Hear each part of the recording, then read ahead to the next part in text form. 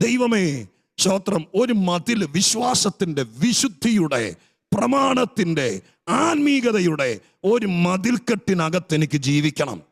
ആ മതിൽ ഇടിഞ്ഞു പോയാൽ എൻ്റെ യാഗത്തിൽ ദൈവത്തിന് പ്രസാദമില്ല. അപ്പോഴാണ് നീ നീതിയാഗങ്ങളിലും സർവാംഗ ഹോമയാഗങ്ങളിലും പ്രസാദിക്കുന്നത്. എപ്പോഴാണോ മതിൽ പണിയുന്നത്, അപ്പോഴാണ് നിനക്ക് പ്രസാദമുള്ളൂ. അങ്ങനെയാണെങ്കിൽ ഇന്ന് രാത്രികാലം ഞാൻ പറയാം, 2024 100 പ്രാവശ്യം നമ്മൾ പ്രാർത്ഥിച്ചു, പല പ്രാവശ്യം ദൈവത്തോട് കരഞ്ഞു, പല കാര്യങ്ങൾ ദൈവത്തോട് ആഗ്രഹിച്ചു.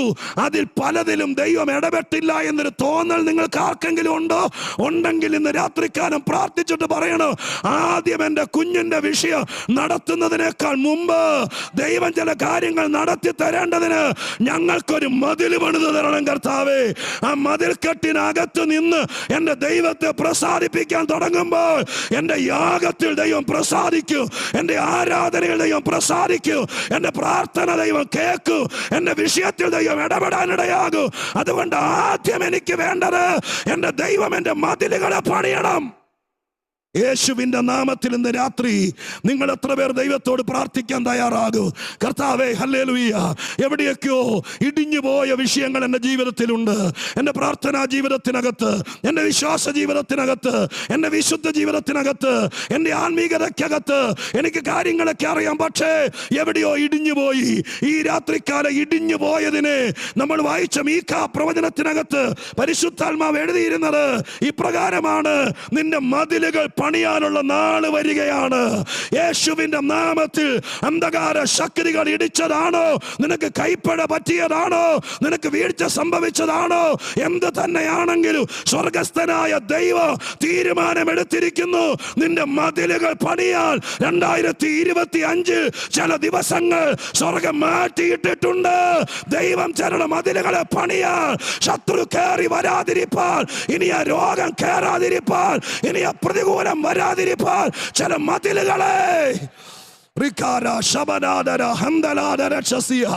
യേശുവിന്റെ നാമത്തിൽ ഹല്ലേലൂയ.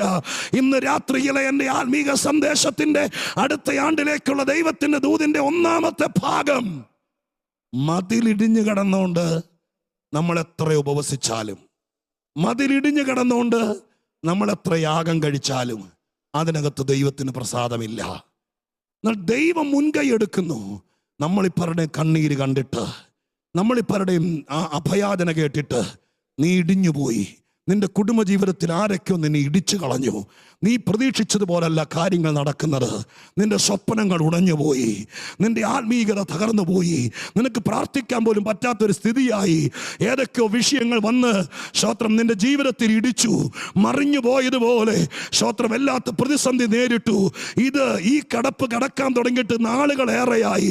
എന്നാൽ ഇന്ന് രാത്രി സ്തോത്ര അസഹ്യം ചെയ്തിരിക്കുക, ഈ വരുന്ന നാളുകളിൽ ഞാൻ നിന്റെ ഇടിഞ്ഞ മതിലുകളെ പണിയും.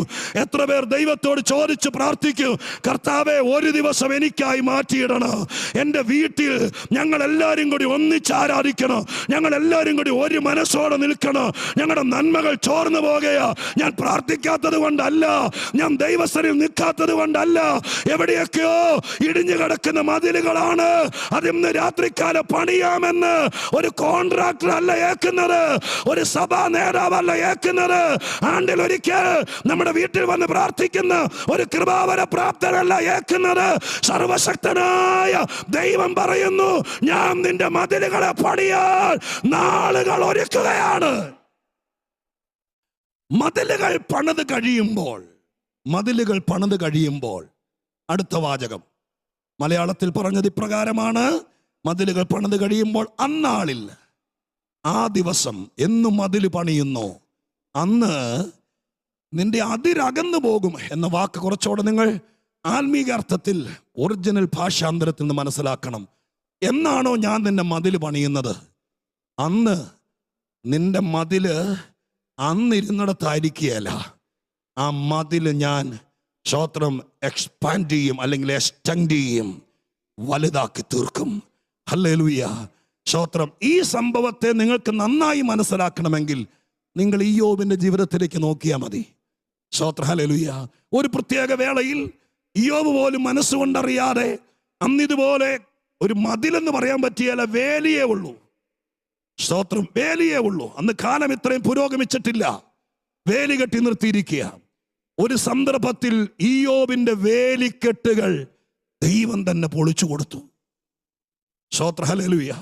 അതോടുകൂടെ നടന്ന താണ്ഡവം നിങ്ങൾക്കറിയാം. പിന്നെ കുറെ നാളത്തേക്ക് അസ്വസ്ഥത, വേദനകൾ, വിഷമങ്ങൾ ഇതെല്ലാം നേരിടേണ്ടി വന്നു. സ്തോത്രം. എന്നാൽ മരണപര്യന്തം മതിലിടിഞ്ഞ് അല്ലെങ്കിൽ വേലി പൊളിഞ്ഞു കിടന്നൊരു സ്ഥിതിയായിരുന്നു ഇയ്യോബിൻ്റെതെന്ന് വേദപുസ്തകത്തിലൂടെ ഞാൻ മനസ്സിലാക്കുന്നത്. സ്തോത്രം, അവസാനം വരെ മതിലിടിഞ്ഞു കിടന്നെന്നല്ല. സ്തോത്രം, അവസാനത്തെ അധ്യായങ്ങളിലേക്ക് വരുമ്പോൾ സർവശക്തനായ ദൈവം ഇയ്യോബിന്റെ അതിരുകളെ വിശാലമാക്കുകയാണ്. എങ്ങനെ അറിയാം? ഹല്ലേലൂയ. അവിടെ എഴുതിയിരിക്കുന്ന വാക്കിതാണ്, ദൈവം ഇയ്യോബിനെല്ലാം ഇരട്ടിയായി കൊടുത്തു എന്ന്.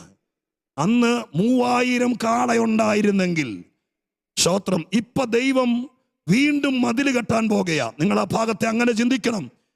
ഇയ്യോബിന്റെ പുസ്തകം 1-ാം അധ്യായത്തിനകത്ത് ദൈവം മതില് അല്ലെങ്കിൽ വേലി പൊളിച്ചു.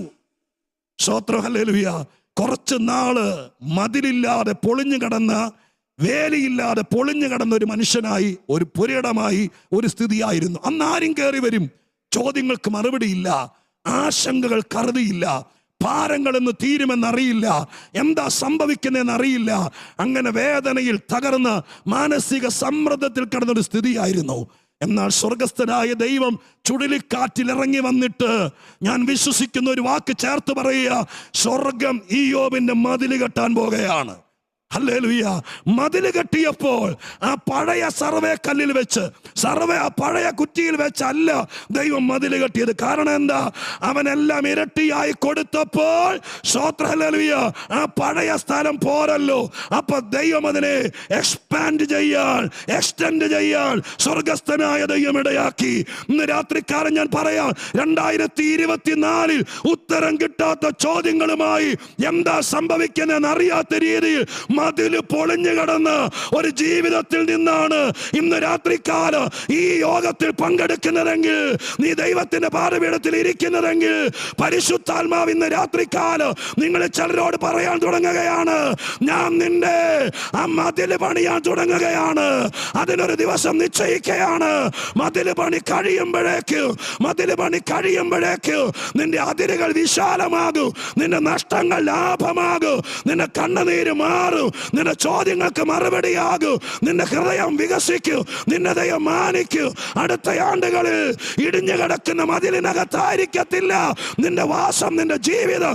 സ്വർഗം നിന്റെ സ്ഥിതിയെ മാറ്റാൻ പ്ലാൻ ചെയ്യുകയാണ്. യേശുവിന്റെ നാമത്തിൽ, ഹല്ലേലൂയ.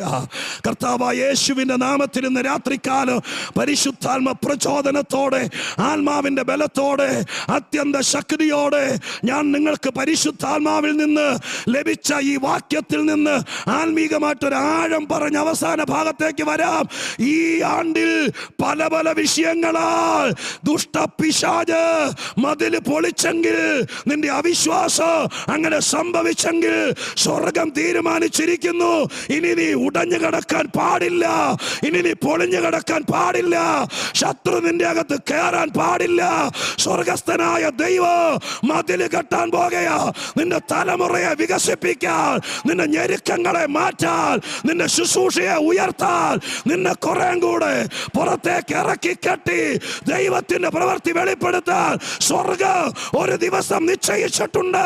അന്നാളിൽ ദൈവത്തിന്റെ മഹാകൃപയാൽ